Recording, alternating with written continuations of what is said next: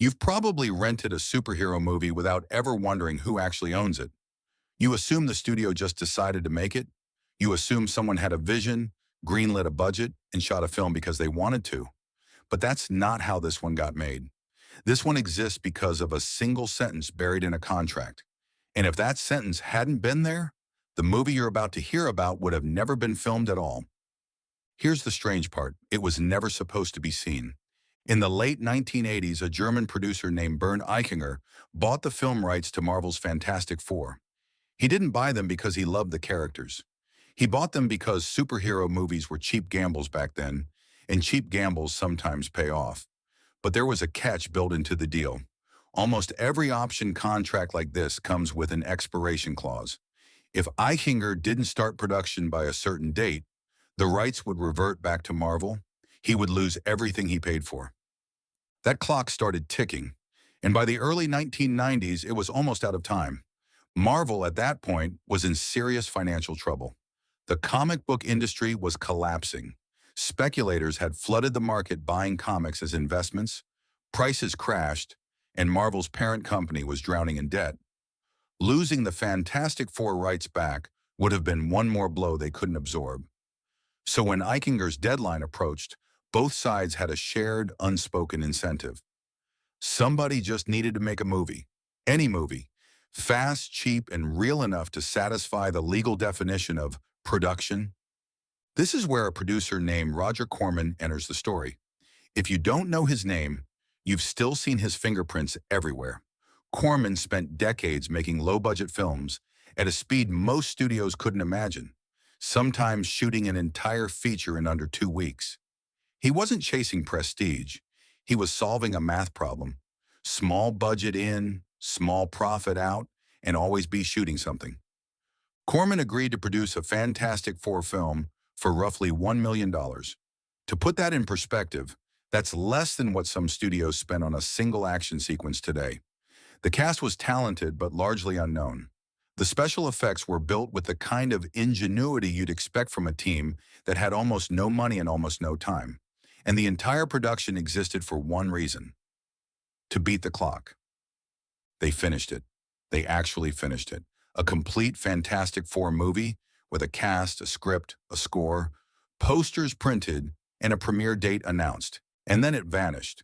Here's the twist you never saw coming, and it's the kind of thing that only makes sense once you understand what the movie was actually for. According to widely reported accounts from people involved in the production, the film was never intended for theaters. It existed purely to satisfy the contract. Its entire purpose was legal, not commercial. Once cameras rolled and the film wrapped, the rights had officially been exercised. Marvel kept its option alive. Eichinger kept his claim to the property. And the movie itself became disposable, a technicality wearing a costume. Reports at the time suggested that producer Avi Arad, then working to protect Marvel's future in Hollywood, arranged to buy out the film so it would never be released. Whether that was framed as protecting the brand or simply cleaning up a mess, the outcome was the same: a finished movie, paid for, cast, shot, and never shown to the public it was made for. Think about that for a second. An entire film crew showed up every day. Actors learned lines, wore costumes, performed in front of cameras, believing they were making something people would watch. And the whole time, the real audience wasn't moviegoers. It was a legal department. Why does this matter to you decades later, watching this on a screen that didn't exist when any of this happened? Because this wasn't a fluke. This is how a surprising amount of the entertainment industry actually works. You watch the final product. You never see the paperwork underneath it. Movies get made not because someone dreamed them into existence, but because a deadline and a contract force someone's hand. Sequels get greenlit not from creative inspiration, but from a studio protecting a trademark before it lapses. Even now, television networks will air a single low-cost episode of a canceled show just to retain broadcast rights to a title, a practice insiders sometimes call a burn-off. The entertainment you consume is often shaped less by imagination and more by lawyers racing a calendar.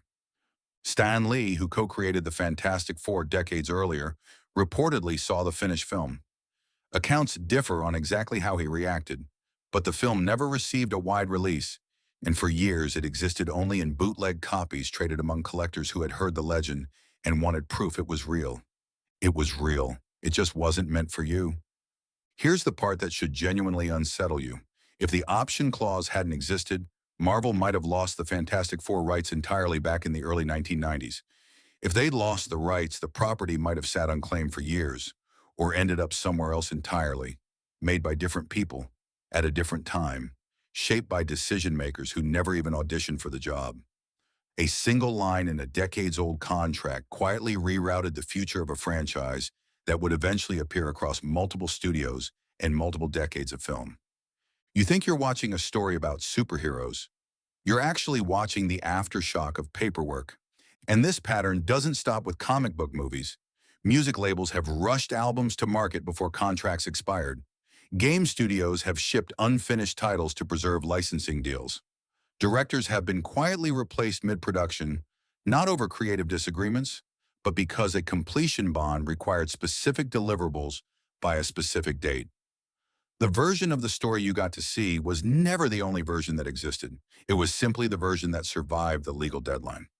So the next time you watch a movie and something feels slightly off, a rushed ending, a strange gap in the plot, a sequel that seems to exist for no clear reason, ask yourself a different question than the one you usually ask. Don't ask what the filmmakers wanted to say. Ask what deadline they were racing. Because somewhere behind almost every franchise you love, there's a version of that Fantastic Four movie. A version that got made not because someone had a story to tell, but because someone, somewhere, needed a signature on a piece of paper before midnight. You've probably rented a superhero movie without ever wondering who actually owns it. Now you know the real question was never who wanted to make it. It was who was legally required to.